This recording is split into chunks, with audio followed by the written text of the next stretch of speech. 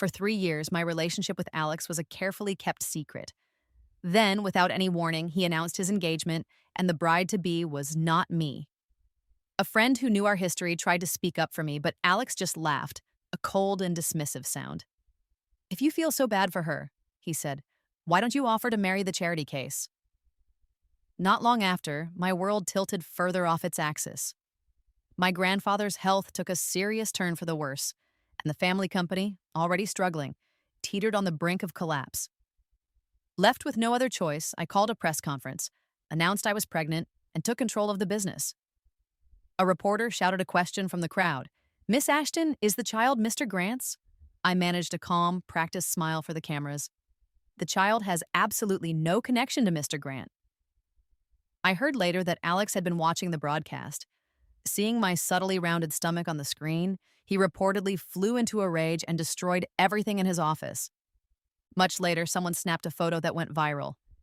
It showed one of the country's most private and enigmatic tycoons on a busy street, his head bent low as he spoke softly to a woman. "Clara," he was saying, his voice a low murmur, "our son is nearly a year old. He's going to be calling me Dad any day now. Don't you think it's about time you made me an honest man?" When I pushed open the heavy wooden door of the private dining room, the scene that greeted me felt like something out of a movie. Alex was on one knee, holding up a box that contained a diamond so large it seemed to pull all the light in the room toward it. He wasn't proposing to me, of course. Kneeling before him was a young woman with a delicate, innocent face, dressed in a simple white dress that enhanced her air of classic beauty. Tears of joy streamed down her cheeks as she nodded. Her voice choked with emotion as she whispered, "I will." I had already stepped inside, but Alex hadn't even bothered to look up. His entire focus was on sliding the enormous ring onto the woman's finger. It was only after she, accompanied by a friend, left the table to go touch up her makeup in the restroom that Alex finally acknowledged my presence. His gaze was flat and indifferent. "Sophia is pure and quite shy," he stated, as if discussing a business transaction. "It took a great deal of effort to convince her to be with me. I don't want her to know anything about our past." Not a word. He paused, his eyes flicking over me without a hint of warmth. "She accepted my proposal. I'm planning to make the official announcement tomorrow." For 3 years, I had been in a secret relationship with Alex Grant. Aside from our respective grandparents who had orchestrated the match, only a handful of our closest friends were aware of the arrangement. The moment he finished speaking, the few people in the room who were in on the secret turned their eyes toward me, their expressions a mixture of pity and discomfort. I drew in a slow, steadying breath. "Alex, can you please delay the announcement? Just for a month. No, even half a month would be enough." A short, humorless laugh escaped him, and his eyes glinted with sarcasm. "Clara, are you really still clinging to this arrangement? At this point, it's just sad." "Alex, please. For the sake of everything we've been through." "Enough!" He slammed his wine glass down on the table, the sharp sound making me flinch. "Over the last 3 years, the Grant family has helped the Ashtons absorb losses of at least $300 million. Isn't that enough repayment for your family's old favor?" I couldn't form a response. His words were a cold, hard slap of reality. "You should leave now," he said, his voice dropping to a low command. "I don't want Sophia to come back and get the wrong idea." My body felt stiff and heavy as I turned to go. As I reached for the door handle, I heard Alex's voice drift across the room, directed at one of our mutual friends. "If you feel so sorry for her, why don't you marry this deadbeat?" A bitter laugh escaped my lips before I could stop it. It was true that the Ashton family had fallen on hard times, a decline that had accelerated dramatically after my parents passed away, leaving the company near collapse.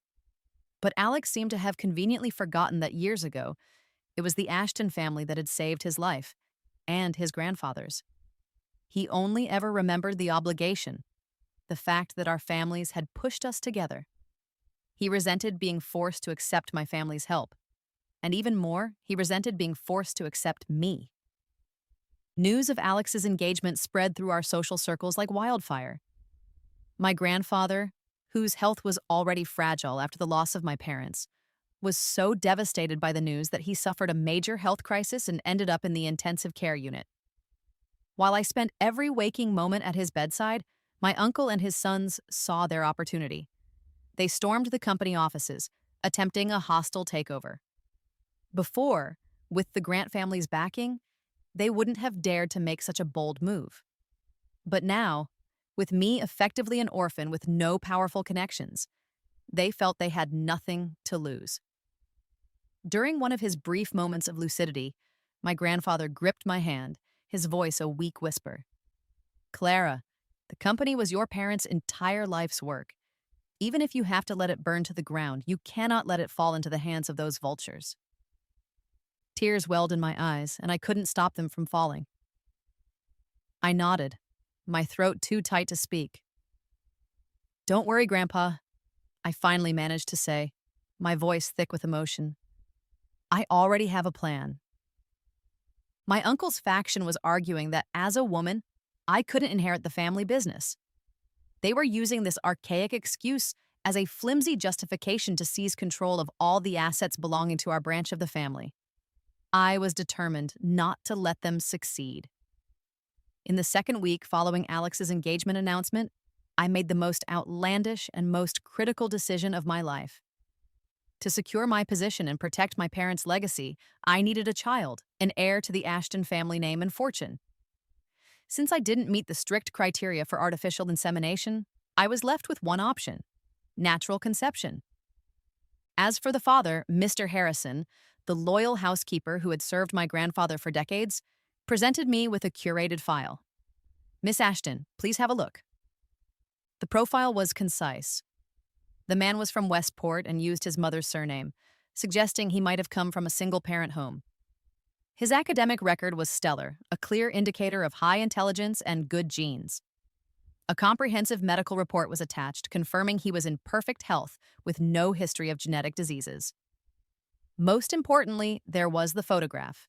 He was exceptionally handsome, with features so striking they were almost distracting. Mr. Harrison, I began, my skepticism evident in my tone.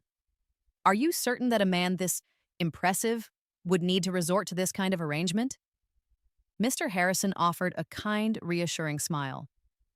It seems a close family member is gravely ill, and he is in urgent need of a significant amount of money. A pang of empathy shot through me as I thought of my own grandfather, lying in his hospital bed.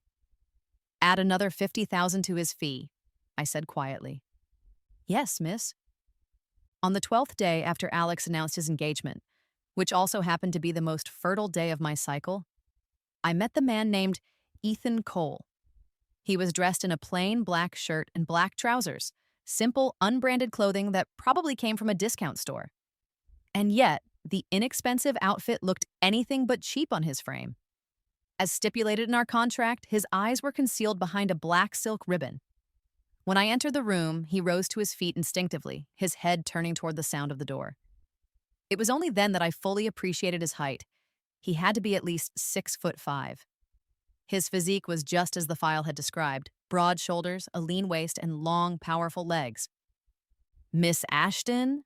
Ethan's voice was a tentative, low baritone. It was as pleasant to the ear as his face was to the eye. My initial satisfaction grew.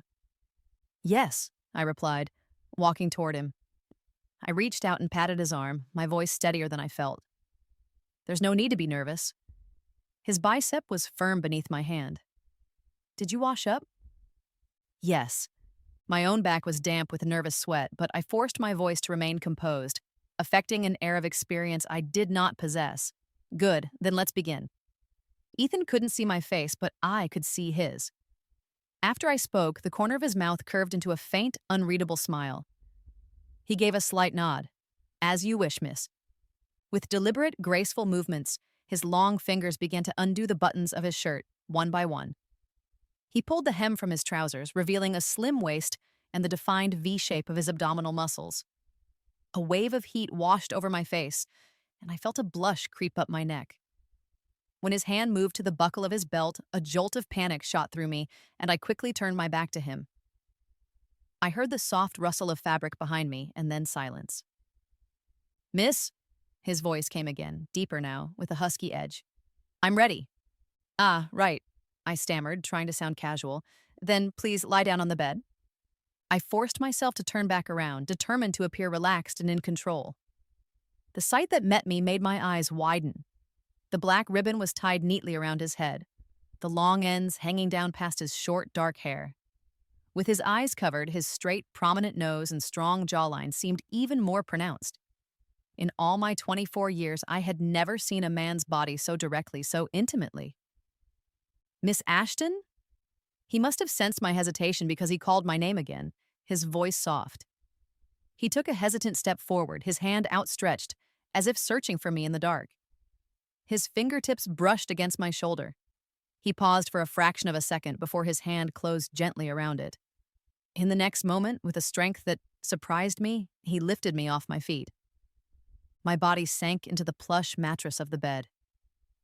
Ethan's hands were braced on either side of me, his arms taking his full weight so that he wasn't pressing down on me. "If you feel uncomfortable at any point," he murmured, his voice close to my ear, "you must tell me." My heart was beating so fast it felt like a trapped bird fluttering against my ribs. I felt dizzy, almost unable to breathe. "Stop talking so much," I snapped, turning my face away and biting down hard on my lower lip. "Just hurry up." I had no idea that my ears and the back of my neck were flushed a deep crimson. "Okay." He lowered his head, and the ends of the black ribbon brushed against my collarbone. Just as his lips were about to touch mine, I turned my head sharply. "Don't kiss my mouth." I thought my voice sounded forceful, but I couldn't hide the tremor at the end of my words. "If it hurts, you can bite me," he whispered. His cool fingers cupped my face, and he placed a light kiss on the sensitive skin of my neck. As he moved closer, the sudden, sharp ring of my phone cut through the quiet tension in the room. Ethan stopped instantly. I scrambled to sit up and reached for my phone on the nightstand. The name Alex glowed on the screen. I stared at it for a moment, stunned, before pressing the button to decline the call. A few seconds later, it began to ring again. My gaze drifted to Ethan's face, so close to mine. His lips were thin, and I remembered hearing once that people with thin lips were naturally cold-hearted. The thought brought a strange comfort. Cold-hearted was good. It was more suitable for a transaction like this. Once it was over, we would have no lingering ties. I answered the call. Alex's voice, strained and unfamiliar, came through the speaker. "Clara, why didn't you tell me your grandfather was in the hospital?" "It's hardly a state secret," I replied coolly. "Where are you? I'll come and pick you up. We can go see him together." "That won't be necessary." "Clara, your grandfather has always treated me well. I just want him to be able to rest easy. Let me—" I interrupted, my voice firm, "that it isn't necessary, but thank you for the offer." "Clara, you should know when to back down." Alex's voice was laced with barely suppressed anger. I knew him well enough to know that for someone as proud and arrogant as he was, making this call was a rare concession. But it was too little, too late. My eyes were fixed on the man beside me, and I could feel the coiled energy in his body, the tension he was holding back. "Alex," I started to say, but before I could finish, Ethan's voice cut in, husky and low. "Miss, can we continue now?" A searing kiss landed at the corner of my mouth, and his body, tense and ready, moved against mine. The phone slipped from my nerveless fingers and clattered to the floor. I winced and let out a soft whimper of pain. "It hurts." Alex's fragmented voice came from the fallen phone. "Clara, who are you with?" The screen went dark. I opened my mouth and bit down hard on Ethan's forearm. He paused for a moment, then leaned down again, his movements surprisingly gentle, yet unyielding as he captured my lips with his. My first instinct was to push him away, but after that initial light kiss, a sharp, piercing pain shot through me, making me gasp. Ethan stopped moving immediately. The black ribbon covering his eyes swayed gently, its silk ends brushing against my neck. I began to cry from the pain, my fingers digging unconsciously into the flesh of his arm. His large hand, which had been holding my waist, loosened and moved to cradle me, pulling me fully into his arms. With long, gentle fingers, he brushed the messy strands of hair from my face. Hot, tender kisses fell on my skin again, and as I gradually began to relax into the strange haze of sensation, he pinned me beneath him once more. At some point in the night, I briefly lost consciousness. In that time, I was unaware that Ethan had removed the silk ribbon from his eyes. In the dimly lit bedroom, he looked down at my face, his gaze intense as he traced a line of kisses from my forehead down to my jaw. When I woke the next morning, I was wearing a clean set of soft pajamas, and the other side of the bed was empty and cool to the touch. It was as if the events of the previous night had been nothing more than a vivid, unsettling dream. I struggled out of bed, showered, and went downstairs for breakfast. Mr. Harrison informed me that Ethan had left late last night, just as our agreement stipulated. As I sat down at the dining table, I remembered his boldness, his confidence, and how, in the end, I had lost all control and simply followed his lead. The back of my neck grew warm at the memory. "Did you pay him?" I asked. "As we agreed, 1/3 has been paid," Mr. Harrison confirmed. "The remaining balance will be transferred once your pregnancy is confirmed." I nodded, saying nothing more.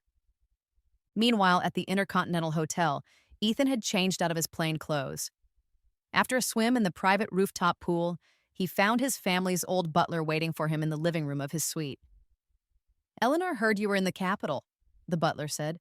"She wants you to join her for dinner this evening." Ethan tossed his towel aside and chuckled.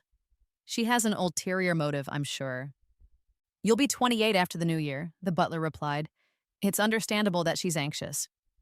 Ethan walked to the mini fridge and pulled out a bottle of water. His wet black hair was slicked back from his face, revealing a high forehead and strong brows. "There's no need to rush things. In a little while, she might just find herself becoming a grandmother." He took a long drink of water, a teasing glint in his eyes, as he looked at the butler who had known him his entire life. The older man was taken aback.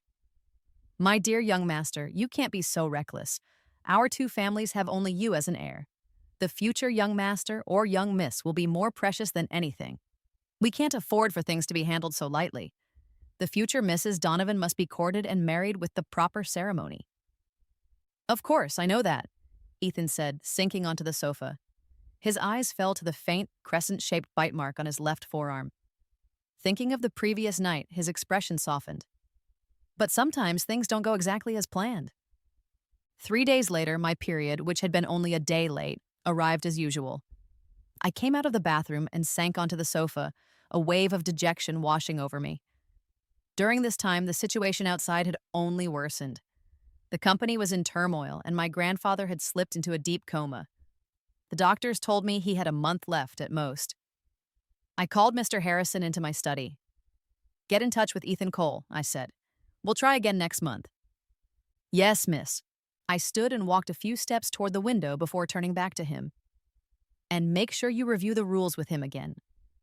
If it weren't for my reluctance to face another complete stranger, I never would have considered contacting Ethan again. During our night together, he had crossed the boundaries we had set more than once. The day before my scheduled second meeting with Ethan, I ran into Alex at a party. To my surprise, his fiancée, Sophia, was not with him. I saw him from across the crowded room and immediately looked away, hoping to avoid him. The event was a birthday celebration for an older woman, a friend of my parents. I had chosen to attend in the hopes of reconnecting with some of their old acquaintances. It quickly became clear that I had been naive. I was already familiar with the old saying about how quickly people are forgotten when they fall from grace, but experiencing it firsthand was another matter entirely. Back when Alex and I were together, our secret relationship was still an open secret in our circle.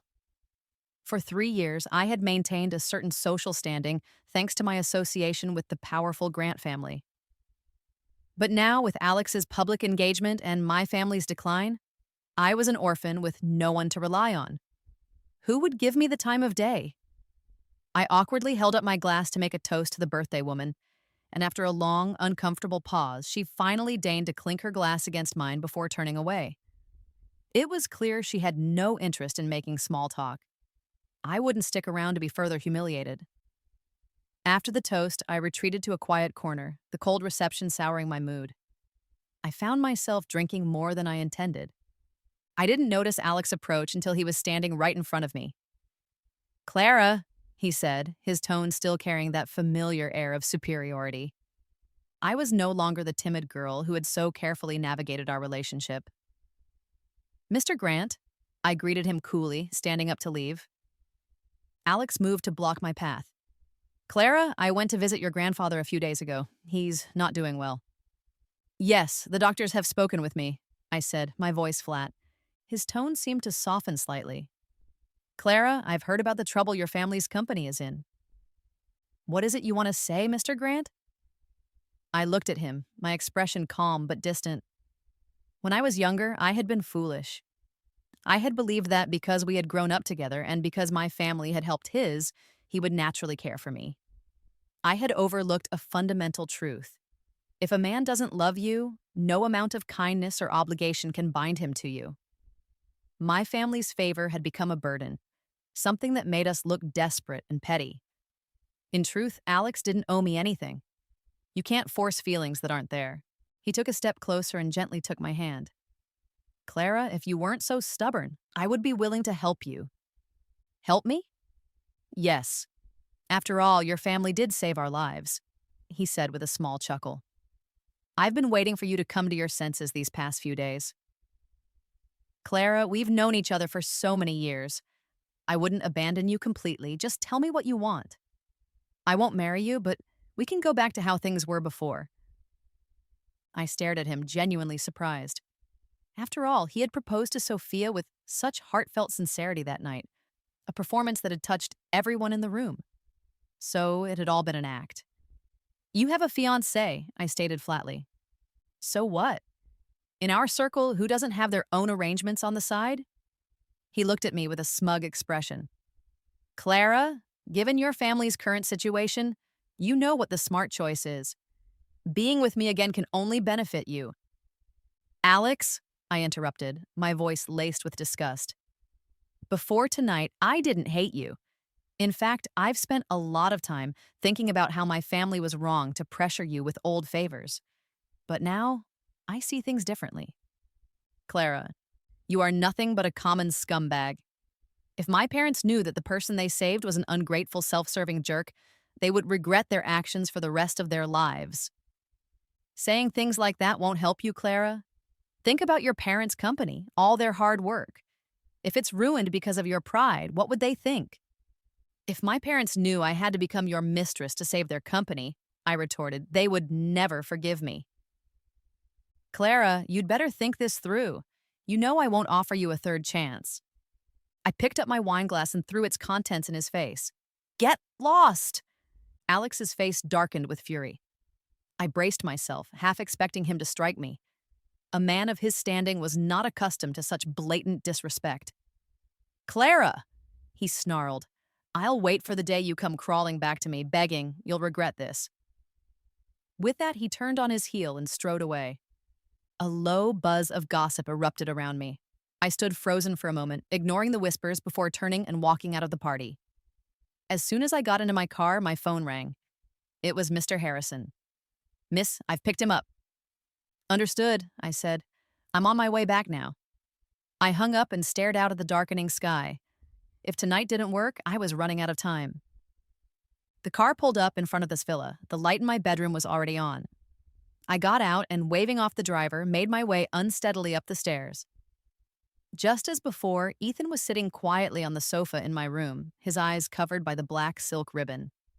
I leaned against the doorframe, drunkenly studying him. I had definitely had too much to drink, and my emotions were a chaotic mess. Miss? Ethan must have heard the door open. He turned his head in my direction. I walked toward him, my steps uneven, my gaze fixed on his face and body. A faint, clean scent of soap hung in the air. The clothes he was wearing were not his own. Mr. Harrison must have provided them. They were of high quality and fit him perfectly. Ethan stood as I approached. He was a full head taller than me, especially now that I had kicked off my high heels. Standing before him, I felt a strange sense of intimidation. I stood on my tiptoes and grabbed the collar of his shirt. Ethan, I slurred, who gave you permission to kiss me last time? Who allowed you to do that? Miss. So you do remember that I'm your employer, your benefactor? I thought I saw a faint smile play on his lips. Yes, miss, you're right. I overstepped. Will you dare to do it again? No, I won't. I patted his cheek in satisfaction. You listen well, I like that, and as long as it pleases the miss. But, I said, releasing my grip on his shirt and taking a step back to look him up and down. Are you even capable? Why else am I not pregnant yet? I saw his body tense at my words. I'm giving you one last chance. If I'm still not pregnant after tonight, I reached out and patted his handsome face again. I will find someone else. If there were a medicine for regret in this world, I would have taken it that night to stop myself from speaking so recklessly, especially for questioning a man's abilities. The consequence was that for the entire night, Ethan nearly exhausted me completely. He not only kissed me countless times, but also forced me to kiss him back. If I hadn't broken down into tears, begging him for mercy toward the end, I don't think he would have ever let me go, but all that effort clearly paid off. Just as my grandfather's doctors announced his condition was critical, my relatives from my uncle's side of the family cornered me at the company headquarters, demanding I hand over the official company seal. Instead, I immediately contacted the media and scheduled a press conference. There, I publicly displayed my pregnancy report. I announced to the world that my child would carry the Ashton surname and would be the sole heir to the legacy my parents had built. After fielding a few questions, I made a swift exit. My phone rang almost immediately. It was Alex. He was practically shouting, his voice hoarse with rage. "Clara, I never touched you. Where did that child in your belly come from? Is this some kind of trick?" I could understand his fury. After all, counting the weeks, I was about 5 weeks pregnant, and it had only been 3 months since our relationship had officially ended. "You're right, you never touched me," I said calmly, "and I never claimed you were the father." I stepped into the elevator and looked at my reflection in the mirrored walls. "Alex, we broke up a long time ago. My life is no longer your concern. From now on, please don't call me again." "Clara, are you really pregnant? Who is the father? Tell me." I didn't answer him. I ended the call and deleted his contact information from my phone. From that moment on, the identity of my child's father would be my biggest secret. The man named Ethan Cole had taken the money I paid him and returned to his life in Westport. Our paths, I was sure, would never cross again. The following May, I gave birth to my son, Noah. As I had expected, he didn't look very much like me. Mr. Harrison remarked that Noah's eyes and the shape of his jaw were the spitting image of Ethan's. I would often look at my son and find myself lost in thought. I had taken the precaution of blindfolding Ethan so that he would never see my face or know my true identity. But Mr. Harrison had seen him. If he said there was a resemblance, it must be true. So this was what Ethan's eyes looked like. Even with the blindfold, it had been obvious that he was handsome. A man like him, once he was free from his financial troubles, would surely go on to do great things. A past like the one we shared was something he would want to forget even more desperately than I did. Because of this, I wasn't worried that he would suddenly appear one day to try and claim our child. I never worried that I would see him again. And yet, every time I looked at Noah, I couldn't help but think of those 2 nights. In my entire life, I might only ever have that one man and only those 2 nights of passion. At Noah's 1-month celebration, the famously private and mysterious Donovan family sent an incredibly valuable gift. I was completely taken aback. Not even the once great Ashton family or the still powerful Grant family could claim any connection to them. The Ashtons and the Donovans moved in entirely different circles. We had no history, no connection whatsoever. Why would they send such a precious gift to my son? I was even more surprised when Eleanor Donovan, the family's matriarch, came to visit in person on the day of Noah's 100-day celebration. Before she left, she invited me to a small private gathering at her club 3 days later. I felt a growing sense of unease, mixed with intense curiosity. Eleanor was a gentle and kind woman, and she didn't seem to have any ill intentions toward me. In fact, she was incredibly fond of Noah. During her visit, besides the gifts she brought for me, she had presented an extremely generous 100-day gift for my son. When she was leaving, she hugged Noah, seeming reluctant to let him go, looking back at him several times as she walked away. Her behavior only deepened my suspicions. So, when I went to the meeting 3 days later, I left Mr. Harrison at home to watch over Noah. I took only my assistant and driver and drove to Eleanor's exclusive private club. As soon as my car stopped, several members of the staff came out to greet me warmly. "Miss Ashton, please come this way. Madam has been waiting for you." "Yes, Madam instructed us to wait for you out front," Thank you, I said with a smile, walking with them toward the flower-filled hall. As we walked, I saw a dark gray Bentley pull up slowly in the distance. The chauffeur hurried to open the rear door. A very tall man emerged from the car. I could only see his side profile vaguely through a row of decorative trees, but my heart gave a sudden, inexplicable lurch. I even stopped walking for a second. I had never seen Ethan in the bright light of day, but the moment I saw that silhouette, I felt a powerful and unsettling sense of familiarity. At the same time, my rational mind fought against the feeling. Ethan was from Westport. His mother was from Westport. Mr. Harrison had chosen him precisely because he wasn't from our country and lived far away. He wouldn't just show up here out of the blue. But then, this country wasn't my private property. I had no power to keep him away forever. It wouldn't be entirely impossible for him to be here. But still, could it really be him? Miss Ashton? One of the staff members beside me called out softly. I snapped back to reality and hurried to catch up. Does Eleanor have other guests today? I asked. The person leading the way smiled warmly. Our young master just returned to the capital. As they spoke, they gestured toward the Bentley. That is the young master's car. So the man I had seen was Eleanor's only son. Eleanor had married into the Donovan family from her home in Westport. It was only natural that her son would carry the Donovan surname. So he wasn't Ethan Cole. I let out a quiet sigh of relief. But strangely, I also felt a pang of indescribable disappointment. The feeling was so absurd it was almost laughable. Why was I disappointed? Could it be that on some deep, subconscious level I had been hoping to see Ethan again? Our relationship had been a simple transaction. After the deal was concluded, all ties should have been severed cleanly. Even as I thought this, I still felt a little dazed. As I stepped into the flower room, I heard the sound of soft laughter from within. Eleanor was likely talking with her son. I instinctively lifted my head, and my eyes met those of the man sitting across from her. They were eyes I had never seen before, yet it felt as if I had seen them 1,000 times. My heart seemed to stop for a moment, and even my thoughts froze. Miss Ashton is here, Eleanor said, standing up with a smile. She walked over, took my hand, and led me to a seat beside her before instructing a servant to bring me some tea. Ethan, she said, looking first at her son and then back at me, her smile widening. This is Miss Clara Ashton. Clara, this is my unsatisfactory son. Miss Ashton, I've heard so much about you, the man said, walking over to me and extending his hand. My heart began to pound violently in my chest. My mind was a complete blank, but a loud buzzing sound started to fill my ears. I didn't respond politely. I didn't shake his offered hand. Instead, I looked at Eleanor with a rudeness that shocked even me. Eleanor, what did you just call him? Eleanor seemed a bit surprised by my reaction, but kept her smile in place. His name. It's Ethan. Ethan Donovan. I murmured the name under my breath. Ethan Donovan? I looked up at the man standing in front of me.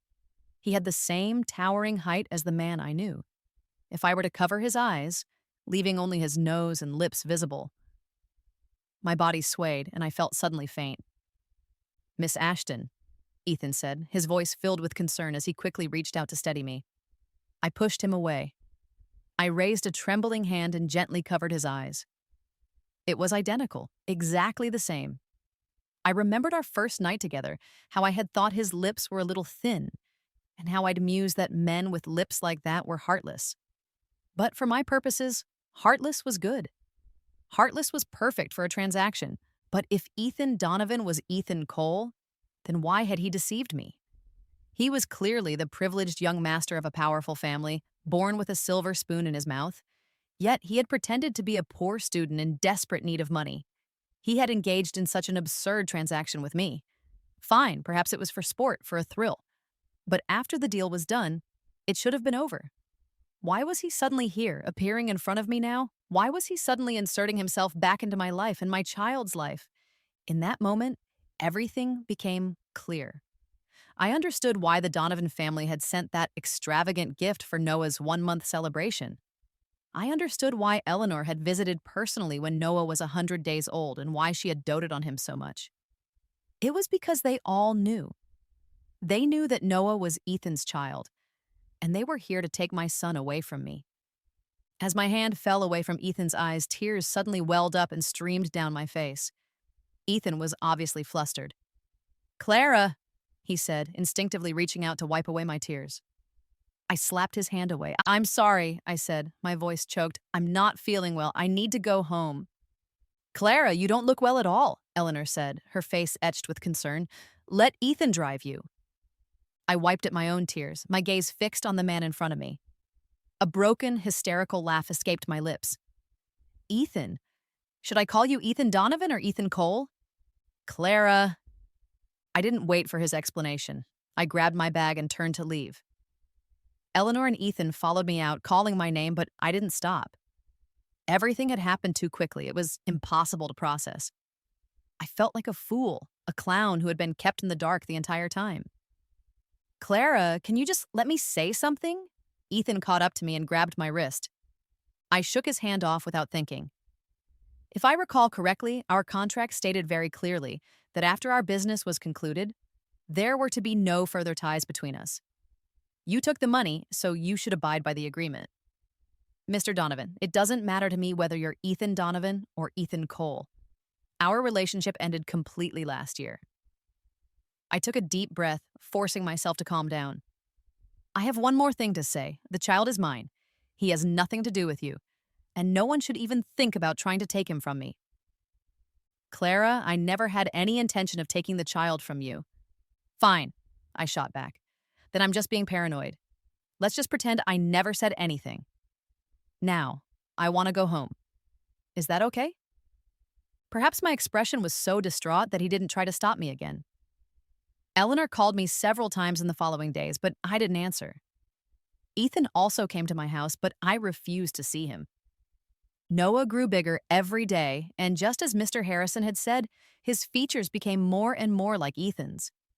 His eyebrows and eyes were almost a perfect copy.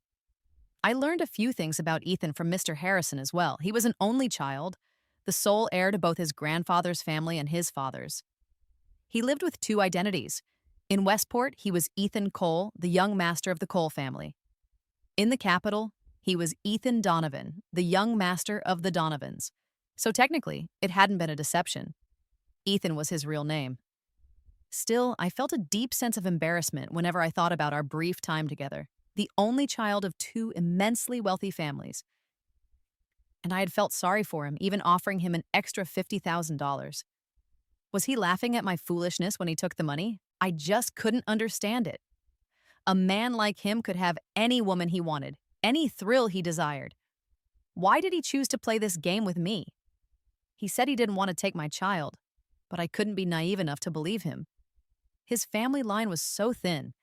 Even if Ethan himself didn't care, the elders of his family certainly would.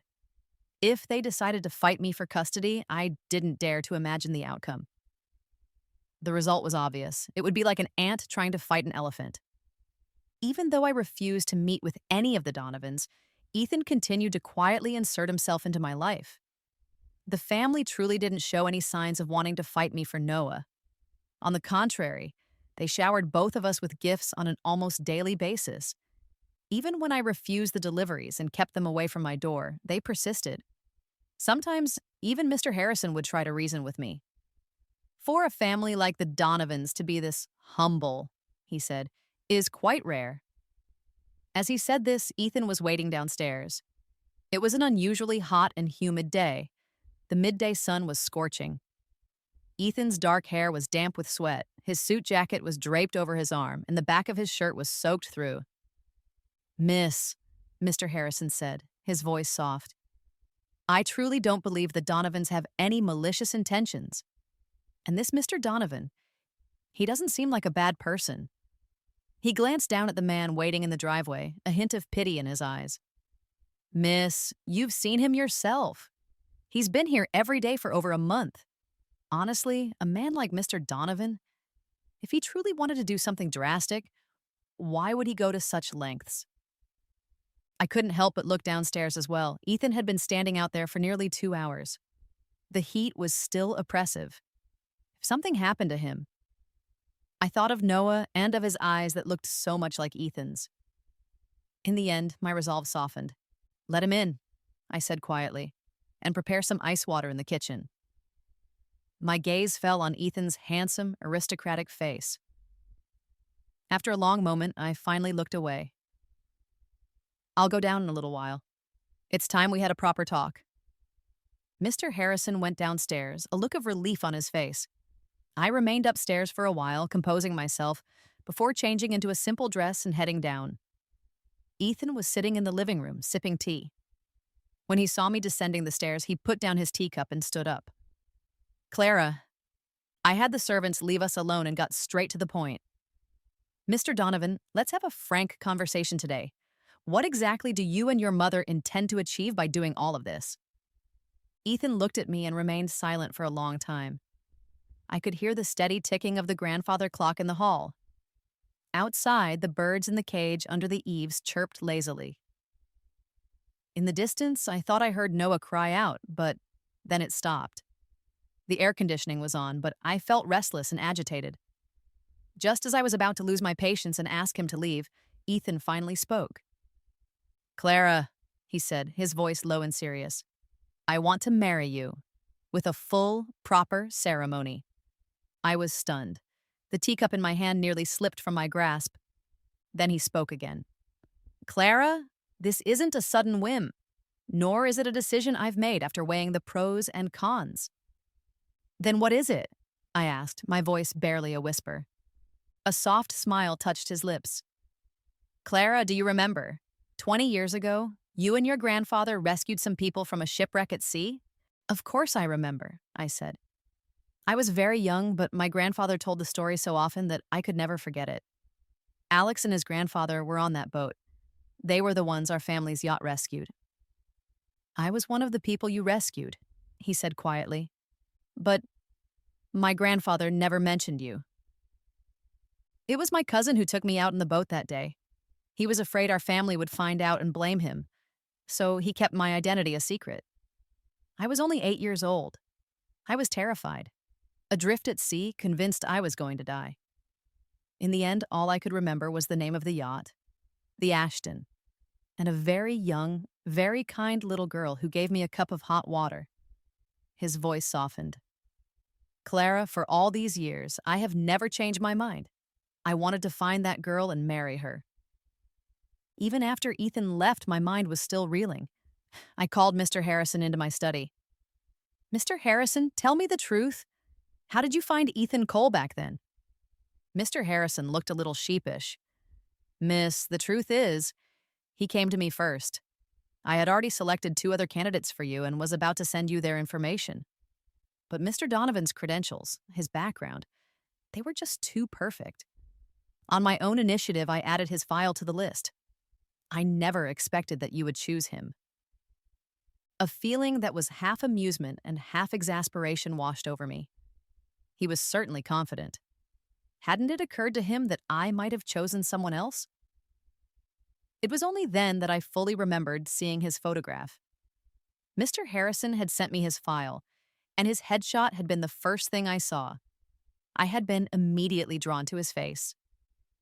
"Mr. Harrison," I asked, "what do you think I should do now?" "Miss, you're not even 25 years old yet. You once told me you would never marry, and honestly, I never agreed with that decision. You're so young, with your whole life ahead of you. If Mr. Donovan is sincere, perhaps you should give him a chance.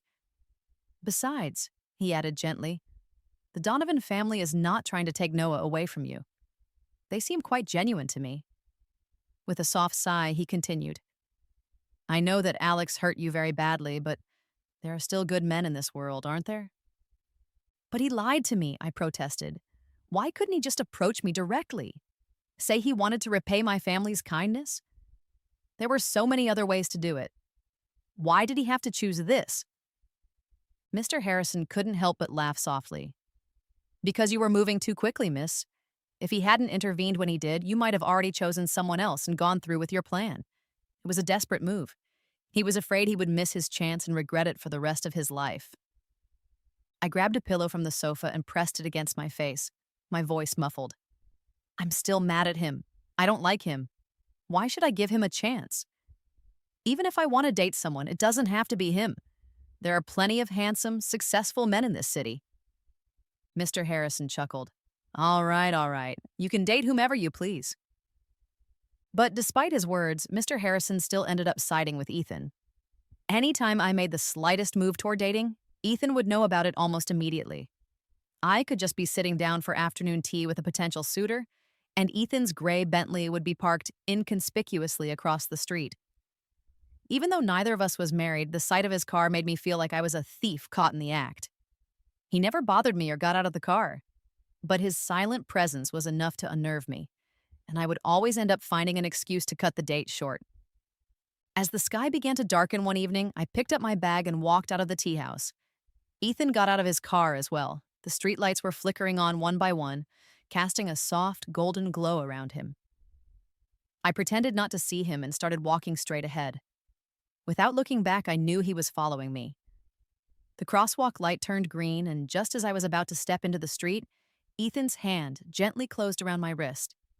A moment later, a cyclist sped past right where I had been about to step. Ethan pulled me closer, turning me to face him. Winter had arrived, and he was wearing a dark navy wool coat. He wrapped it around me, shielding me from the cold. Clara, he said, his voice a soft murmur. As a gust of wind blew, he lifted a hand to smooth the hair away from my face. I noticed someone across the street taking pictures. In recent days, the rumor mill had been churning with stories about the mysterious Donovan heir. He spent most of his time in Westport and was notoriously private when he was in the capital, but his frequent visits to my house had not gone unnoticed by the press and the city's gossips. Ethan, I think someone is taking our picture, I said, trying to pull away. But Ethan simply let go of my wrist and wrapped his arms securely around my waist, pulling me even closer. Clara. He tilted his head down and whispered into my ear, his breath warm against my skin. Noah is almost 1 year old. He's going to be calling me Dad any day now. Don't you think it's time you gave me an official title? Those photos and videos spread across the internet like wildfire. Some people were even attempting to lip-read the clips to figure out what Ethan had said to me. The media frenzy even prompted Alex to pay a visit to my house. It was a strange development. He and Sophia had been engaged for almost 2 years, yet they still hadn't set a wedding date. I met him in the formal living room. Alex got straight to the point. Is the child Ethan's? I didn't answer his question, instead asking one of my own. What does that have to do with you? Clara, the Donovans are an incredibly powerful family, and Ethan is the sole heir.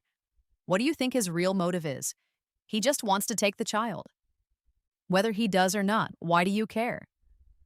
Clara, I'm just looking out for you, he insisted. I'm afraid you're going to be deceived and end up with nothing. Deceived of what, my son? You're overthinking things. Ethan showed up shortly after, probably tipped off by Mr. Harrison. I leaned back against the soft cushions of the sofa, sipping my tea comfortably as Ethan, his coat dusted with snow, strode into the living room. A servant quickly brought him a cup of his favorite Dragonwell tea. He sat down beside me as if he owned the place. Alex looked distinctly uncomfortable but pressed on. Ethan, you can't tell me you haven't thought about it. Noah is your son, after all. Even if you haven't, surely the Donovan and Cole families have. I held my teacup, watching the green leaves float and sink. It was a question I had been curious about myself, but I had never asked Ethan directly. He took a sip of his tea, the sound of the porcelain cup clicking against its saucer echoing in the quiet room. Outside, snow was falling heavily, blanketing the world in white. I put down my cup and looked out the window. Ethan took my hand in his. Noah will always carry the Ashton surname, he said, his voice calm and firm. That will not change. Justin looked at him, shocked. Ethan, can you really promise that? I couldn't help but look at him as well. Time will prove it, Ethan said simply. It's easy to make promises, Alex sneered. Anyone can do that. His face was growing darker by the second. Ethan just chuckled. Exactly. Anyone can make promises. Mr. Grant, you and your grandfather should know that better than anyone. The color drained from Alex's face. He was right. His grandfather had made all sorts of promises to my family. He had promised to look after me, to protect the Ashton family's interests. But in the end, they were all just empty words. And yet, in that moment, I felt a sense of relief wash over me, a final, complete release. We hope for something in return for our kindness, and that is why we are so often disappointed. But when we ask for nothing, sometimes fate gives us the best possible outcome. For instance, sending Ethan into my life. After Ethan and I got engaged, he naturally moved into the Ashton house. We ended up in the same bedroom on those same serene nights. The only difference was that this time, his face wasn't covered by a black silk band. We had both had a little to drink. Feeling tipsy and bold, I pushed him down onto the sofa and took a long, proper look at him for the first time. "What are you thinking about?" he asked. "I'm thinking about why you did all of this." "How else could I repay you for saving my life?" he said, a playful glint in his eye. "Marrying you seemed like the only logical choice." "I think I'm the one getting the short end of the stick in this marriage." Ethan laughed, pulling me down into his arms so that my head rested on his shoulder. "Clara, you're right. It's all my fault." "Of course it's your fault," I mumbled into his chest. "You have no idea how much I hated you. And you have no idea how much I like you. Will you really let Noah keep my last name?" "Of course." "What if I decide I never want to have any more children?" "Then we won't. But you're the only heir to two families. We have Noah, but he's my son. Does it matter?" Ethan tilted his head down to kiss me. "Isn't he also my son? Doesn't he have the blood of the Donovan and Cole families running through his veins?" Few people are capable of thinking so clearly. It all depends on what a person values most. I couldn't help but laugh as I cupped his face in my hands, just as I had on that drunken night, and asked, "Did you take a shower?" "I did, miss," he replied, his voice a low growl. "Then," I said, "take off your clothes." He smiled, his eyes twinkling. He pulled me up so I was standing beside him, and then he stood as well. In the warm, spring-like air of the room, Ethan began to unbutton his shirt. He swiftly pulled the tails from his trousers and then unbuckled his belt. But this time, I didn't look away. I watched him until the very end.